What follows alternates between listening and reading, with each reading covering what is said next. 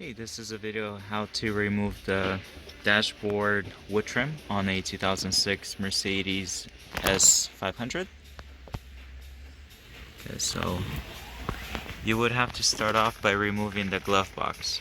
To remove the glove box, there is 4 screws in here and they're all Phillips. There are going to be 2 plastic caps in the bottom. You're just going to have to pop them off and get to the 2 Phillips. So one right here, one right there. And then there's going to be 2 on top as well. So one right there and one right there. So we use the Phillips. So once you get that out, once you unscrew it, you have to pull out the glove box. Yeah, let me show you. We got it all apart already, but just to give you an idea.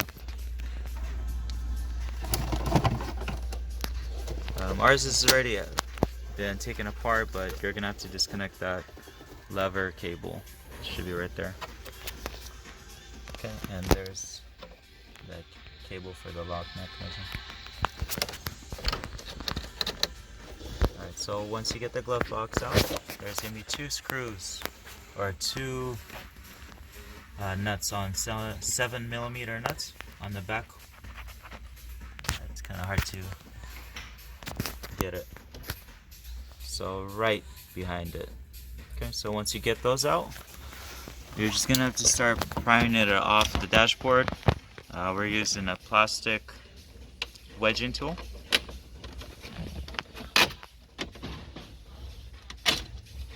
Okay, we already had it off, so it's a little bit faster and easier.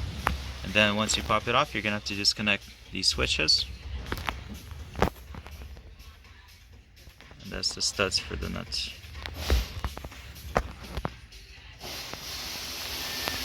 These pop into the clips right here, so you don't have to unbolt those. They just pop in there all around.